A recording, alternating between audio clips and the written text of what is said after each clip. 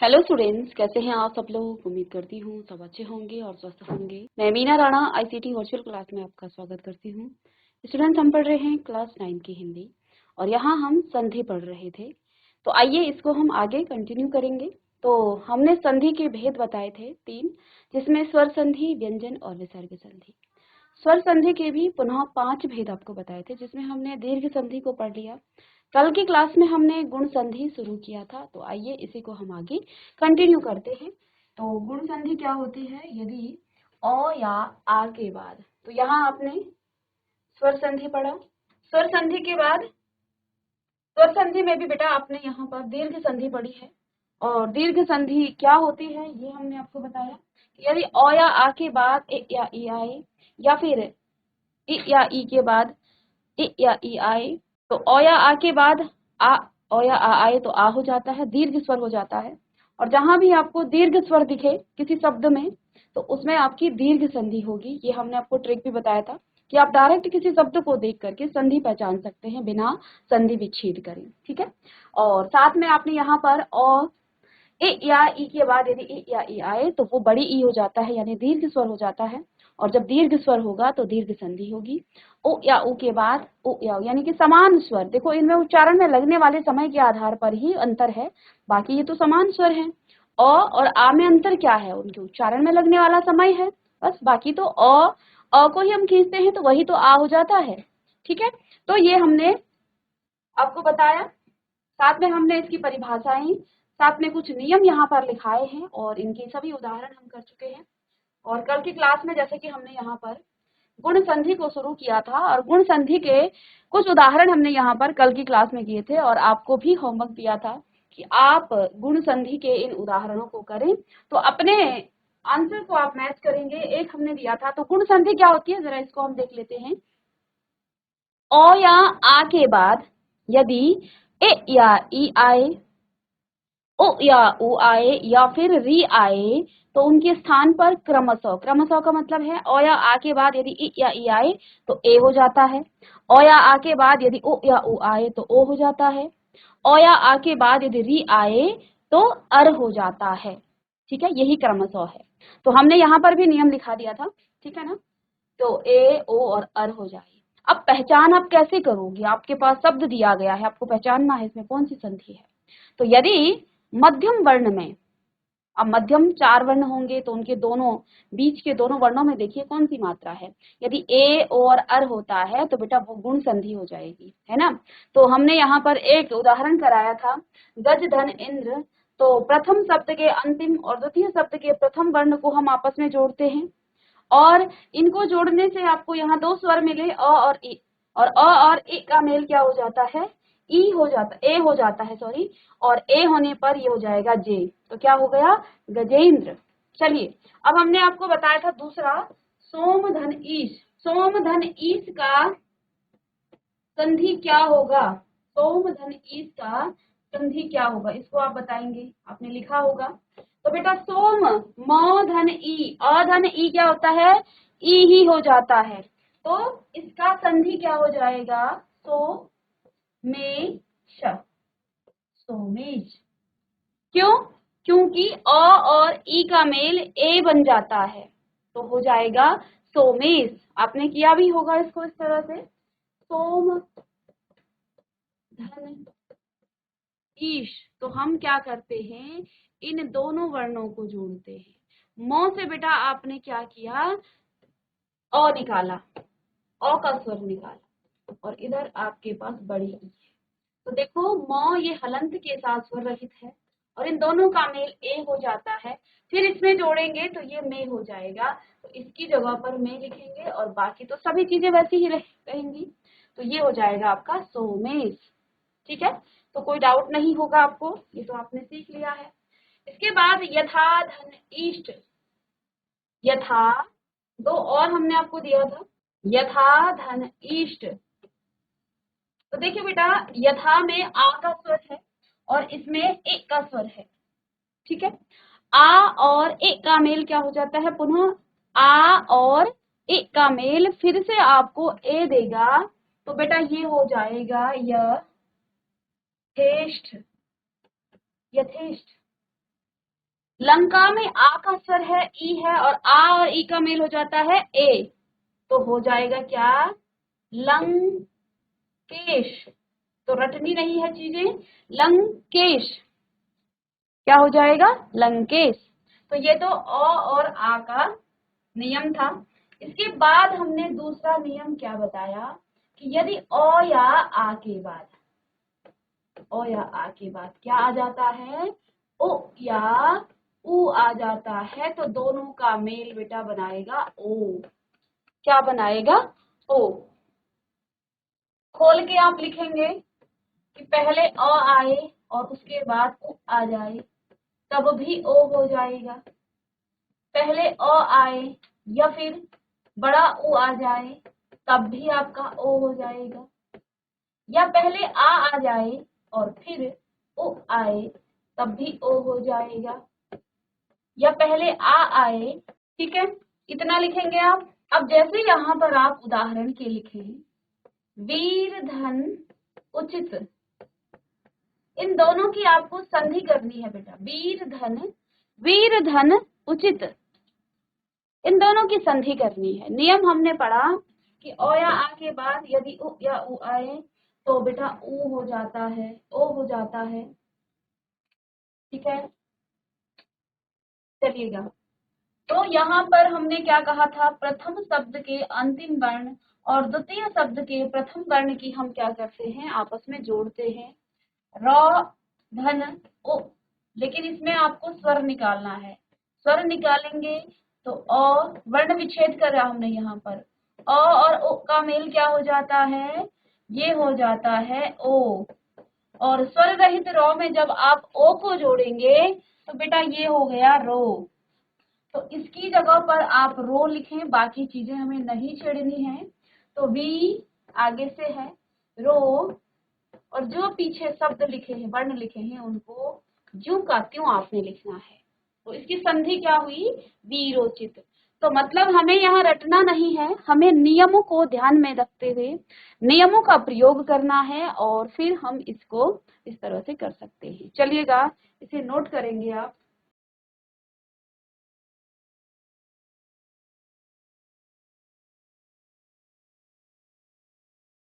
वीरोचित, ठीक है। इस तरह से नियम आपको समझ में आया है। तो हम दूसरा उदाहरण ले लेते हैं। चलिए इसको थोड़ा सा छोटा कर दें। चलिए दूसरा उदाहरण है बेटा, सूर्य धन उदय। सूर्य धन उदय। चलिए अब यहाँ से बेटा आपको यो देखो, इस रॉ को हमें नहीं लेना है ना। हमें यहाँ से जब अ की ध्वनि को निकालेंगे तो यो तो कुछ इस तरह से होगा, धन इसमें अ आएगा, इन दोनों को भी तो जोड़ना है ना आपको। धन इसमें ओ,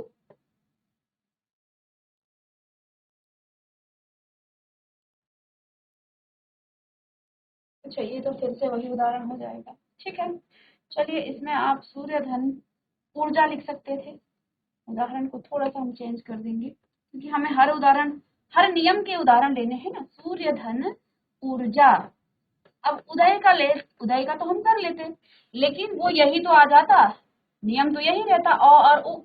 हमें दूसरा नियम लेना है, सूर्य और ऊर्जा। तो चलिए यहाँ से आपका बेटा अ स्वर निकला, अ की ध्वनि और उ। हमने क्या कहा? अ और उ का मेल क्या होता है? ओ। और ये ओ की मात्रा कहाँ लगेगी? इस यो में। तो इसका संधि क्या हो जाएगा? सूर्यो। यो में ओ की मात्रा यो, लेकिन रॉ भी है ऊपर से। सूर्योर जा, सूर्योर्जा। दो बार रॉ आया है ना, सूर्योर्जा, ठीक है। चलिए इसके बाद नेक्स्ट, तीसरा, गंगा धन उदक। गंगा धन उदक। चलिएगा, तो यहाँ से आप गंगा, गा और ओ को जोड़ेंगे। इस गौ से बेटा आप स्वर निकालेंगे तो आ का स्वर निकलेगा, और उ, आ और उ क्या होता है? ओ हो जाता है।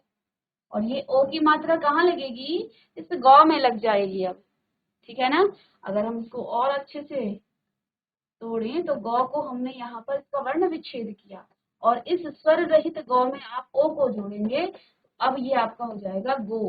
तो इसकी जगह पर आपने गो लिखना है, बाकी तो आप एज इट इज जैसा क्यों लिखेंगे, गंगो गंगो दक, गंगो दक, तो ये हो जाएगा आपका गंगोदक। ठीक है, गंगोदक, फोर्थ गंगोदक। नेक्स्ट गंगा गंगाधन ऊर्मी, गंगाधन ऊर्मी। अब आ और ऊ, यहाँ पर आ और इधर ऊ, दोनों का मेल ओ हो जाएगा और ये कहाँ पर लगेगा, ओ में ही गौ में ही लगेगा। तो इसका संधि हो जाएगा गंगोर्मी, इसका संधि हो जाएगा गंगोर्मी। इसको आप इस तरह से, ठीक है, तो ये इसकी संधि हो जाएगी गंगोर्मी। यहाँ पर एक और नियम है, इधर ही लिख लेते हैं। गुण संधि में नियम क्या है, थर्ड, कि यदि अ या आ के बाद री आए, अ या आ के बाद री आए तो बेटा अर हो जाता है। ये स्वर रहित र है, आधा र, ठीक है। यानी इसको अगर आप और थोड़ा सा तोड़ें, अ के बाद यदि री आए तो अर होगा, आ के बाद भी यदि री आए तब भी आपका क्या होगा, अर ही होगा, इस तरह से। तो बस यही नियम है और इसके ही हम एक उदाहरण कर लेते हैं, 2 उदाहरण बस। चलिए, तो तीसरा यहाँ पर नियम है कि अ या आ के बाद यदि री आए तो अर हो जाता है। तो चलिए उदाहरण करते हैं। देव धन ऋषि, देव धन ऋषि, देव और ऋषि को जोड़ना है। अब यहाँ पर आप अंतिम वर्ण और प्रथम वर्ण को जोड़ेंगे, यानी कि व और री को जोड़ेंगे। री तो आपका एक स्वर है, इससे स्वर निकालेंगे, व धन अ धन री। अब हमने स्वर निकाला और अभी हमने कहा अ और री का मेल क्या होता है, अर हो जाता है। तो चलिएगा, व तो है ही और धन में आप लगाएंगे यहाँ पर अर, क्योंकि इन दोनों का मेल तो अर हो गया। बेटा जब इस व के साथ, इस व के साथ ये अ जुड़ेगा, इस व के साथ ये स्वर रहित है, उसमें अ का स्वर जोड़ेंगे तो बेटा ये हो जाएगा वर, कुछ इस तरह से, है ना, ये वर हो जाएगा। अब यहाँ पर आपको लगाना है वर, ये आधा रॉ है, ठीक है। अब इस आधे रॉ का उच्चारण आप कैसे करते हो, दे व, और इस रॉ को बेटा आप कहाँ लगा देते हो, इस रॉ को आप इस शी के ऊपर से लगा देते हो, क्योंकि उच्चारण तो पहले ही किया जाता है। देखो अब उच्चारण करेंगे आप देवर्षि, उच्चारण क्या हुआ, देवर्षि, देवर्षि, वर, वर का ही उच्चारण आया, अर का उच्चारण आया यहाँ पर, तो देवर्षि। तो थोड़ा सा इसमें आपको ध्यान देने की जरूरत है कि आप जब इनको जोड़ेंगे, आपने स्वर रहित व में अ को जोड़ा तो ये व आपका स्वर सहित हो जाएगा, पूरा व हो जाएगा। हमने व लिखा लेकिन र में अभी भी आधा है, अभी भी स्वर रहित है, इसलिए आधा र को हम क्या लिखते हैं, हमने वर्ण विचार में पढ़ा था ना कि र को हम 3 अलग अलग तरीके से लिखते हैं। कभी हम, जैसे आपने ट्रक पे देखा होगा, र को हम 2 तिरछी लाइनों में लिख देते हैं, प्र में आप एक तिरछी लाइन में लिखते हैं, तो अलग अलग तरीके से आपके रॉ लिखे जाते हैं ना। तो इसे आप लिखिए। और इसी का एक और उदाहरण यहाँ पर कर लेते हैं। जैसे दूसरा उदाहरण है महाधन ऋषि, महाधन ऋषि, क्योंकि आ का भी तो है यहाँ पर कि आ भी आता आ जाए तब भी अर होता है। तो महा में बेटा आपका आ का स्वर है और यहाँ पर आपका री है, ठीक है। इससे यदि आपने स्वर निकाल दिया तो ये कुछ इस तरह से होगा, मतलब हम इसको कर रहे हैं। ठीक है, अब देखिए इन दोनों का मेल अर हो जाता है, यानी कि ह तो आपका स्वर रहित है और ये भी आपका हो गया है अर। ठीक है, तो अब इस ह में अ जुड़ेगा तो बेटा ये पूरा ह हो जाएगा, यानी कि ये आपका स्वर सहित है और ये अभी भी स्वर रहित र है, अभी भी स्वर रहित र है। और यहाँ पर जब आप जोड़ेंगे हर तो क्या हो जाएगा म ह।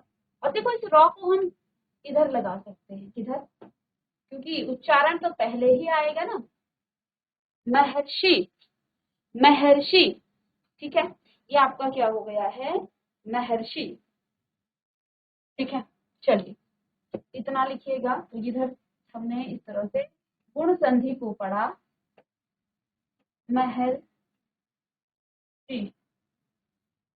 महर्षि। ठीक है, और यहाँ उच्चारण देखिए हर, हर, महर। और अगर फिर इसको तोड़ें, ह को निकाल दे, व्यंजन को निकाल दे तो अर ही आ जाएगा। तो यहाँ पर आपका क्या आ रहा है, महर्षि। ठीक है, चलिएगा नोट कीजिए इसे भी।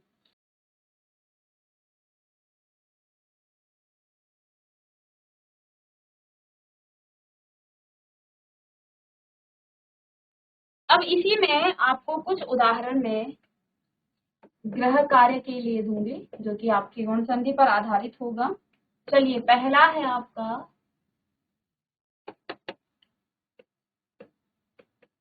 शुभ धन इच्छा, दूसरा है आपका परम धन, परम धन ईश्वर। ठीक है, शुभ धन इच्छा, परम धन ईश्वर, महाधन इंद्र, महाधन इंद्र। चौथा है कमलाधन ईश्वर, हित धन उपदेश।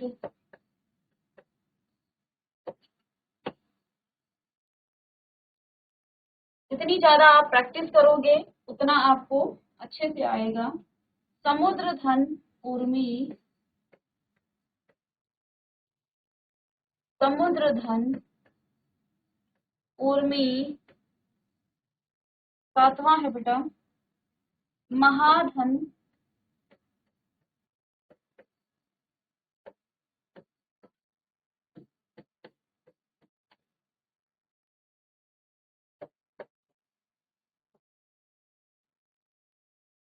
ब्रह्मधन ऋषि।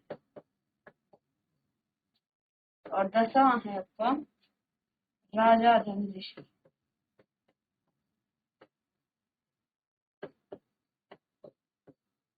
ठीक है, राजा धन ऋषि। इन सभी को आपको नोट करना है और इसे करके लाएंगे आप।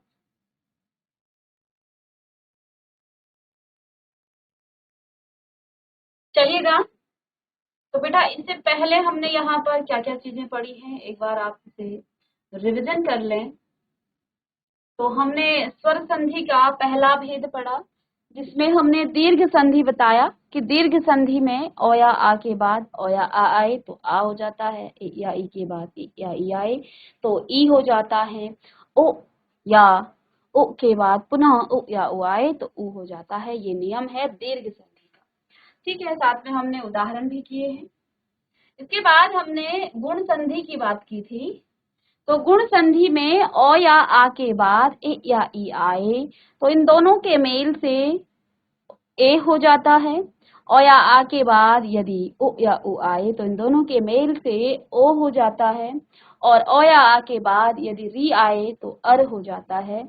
हमने उदाहरण भी किए और इनको हमने आज की क्लास में समझा भी। अब हमारे यहाँ नेक्स्ट जो संधि का भेद है, साथ में आपको कुछ होमवर्क क्वेश्चन भी दिए हैं। तो नेक्स्ट जो बेटा हमारा भेद है तीसरा या गौ हम लिखेंगे यहाँ पर ग वृद्धि संधि, वृद्धि वृद्धि।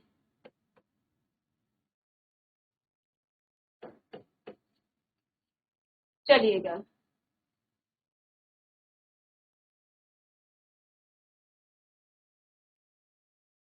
वृद्धि संधि।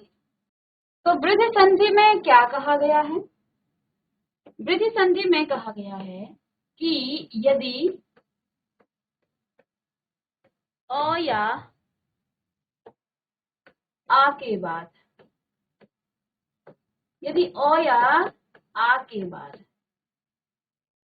यदि अ या आ के बाद, अभी तक हमने कहा था ए या ई आए गुण संधि में, या ओ या उ आए या री आए तो फिर ए ओ और अर हो जाता है। वृद्धि संधि में क्या कहा है कि यदि अ या आ के बाद ए या आए आए तो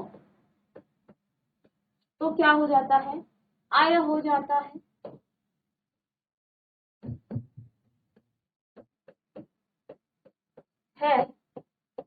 तथा दो चीजें हैं, ओ या औ आए तो औ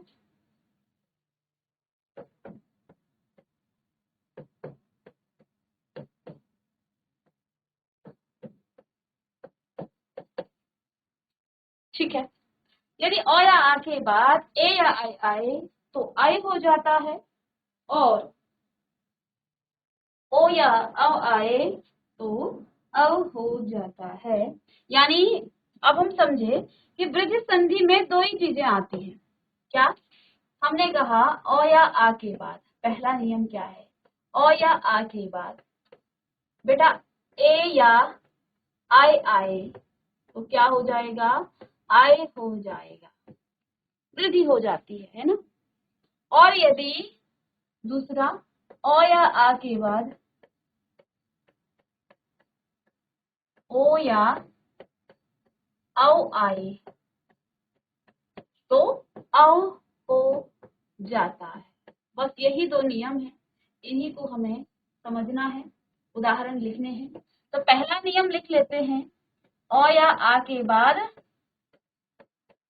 क्या आए? ए या आए आए तो आए हो जाता है। लेकिन इसे हम थोड़ा और खोल देते हैं, कहने का मतलब है कि अ के बाद चाहे ए आए तो आए हो जाएगा, या अ के बाद चाहे आए आए तब भी आए हो जाएगा, या पहले आ जाए तो फिर ए आए तब भी आए हो जाएगा, या आ के बाद फिर से आए आ जाए तब भी आए हो जाएगा। अगर हम इस नियम को ना अच्छे से समझ गए तो फिर हमें आगे रटने की जरूरत नहीं है। चलिए, तो आप इन नियमों को भी लिखें, ठीक है, क्योंकि हम इस पर आधारित अभी कुछ उदाहरण करेंगे। फिर हमें एक उदाहरण, लोक धन ऐषणा, लोक धन ऐषणा, तो इन दोनों का मेल होगा तो क और ए जुड़ेगा, बट स्वर संधि पढ़ रहे हैं, स्वर निकालना पड़ेगा क से, तो क हलंत के साथ। यहाँ हम वर्ण विच्छेद भी कर रहे हैं और इन दोनों का मेल क्या हो जाता है? आई हो जाता है। तो बेटा क स्वर रहित आई, और दोनों में हमने क्या कहा था? किसी भी व्यंजन में हम स्वर को नहीं जोड़ते हैं बल्कि स्वर की मात्रा जुड़ती है। तो अब तो इसकी मात्रा जुड़ेगी क में, ठीक है। तो ये हो जाएगा क्या? देखो, ये आई की मात्रा दो बार आती है ना, तो अब इन दोनों के मेल की जगह पर आपको लिखना है क्या? कय। तो इनकी संधि हो जाएगी क्या? लो कय, लो कैषणा, ये इसकी संधि हो जाएगी, ठीक है। चलिए, तो पहला जो नियम था कि अ और ए का मेल आई होता है, इस पर हमने एक उदाहरण कर लिया। चलिए दूसरा नियम देखते हैं। दूसरा, तथा धन एव, तथा धन एव। चलिए, तथा में आ का स्वर है और इसमें ए का, आ और ए बनाते हैं आई। बेटा आई कहाँ लगेगी? थ में, तो हो जाएगा त थैव। नहीं समझ आता है, पहले था को लिखें फिर तोड़ें। जैसे यहाँ पर आपने तोड़ा होगा तो ये इस तरह से आया होगा, इस तरह से आया होगा, और फिर इसको जोड़ने से था यहीं पर आपका आ गया है, और इन दोनों की जगह पर आपको लिखना है तथैव। तो यहाँ आ और ए का मेल भी हमने कर दिया, आ और ए का मेल भी हो गया। ठीक है, सभी के लिए उदाहरण हम करेंगे। ठीक है, इसके बाद एक और उदाहरण यहाँ पर थर्ड है, राजा धन ऐश्वर्य। राजा, राजा धन ऐश्वर्य।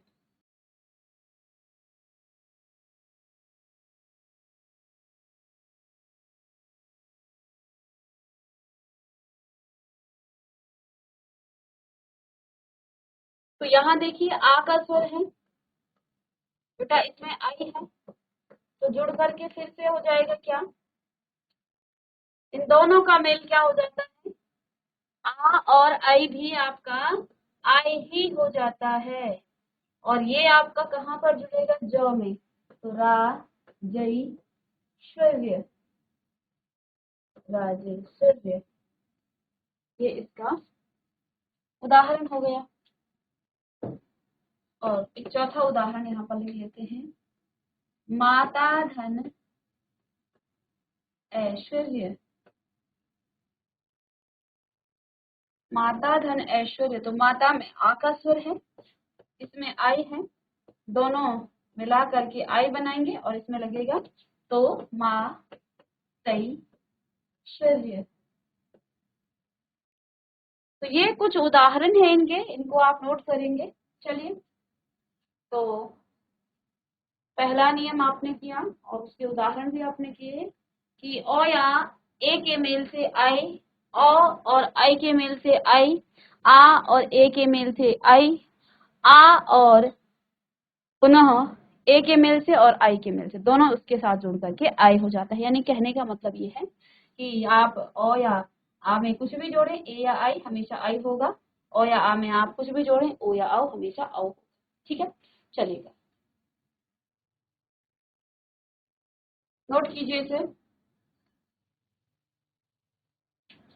चलिए, तो इन्हें आप नोट कीजिएगा और साथ में जो प्रीवियस हमने कुछ होमवर्क क्वेश्चन दिए हैं, क्वेश्चन मतलब संधि करनी है आपको, तो उनको आप कीजिएगा।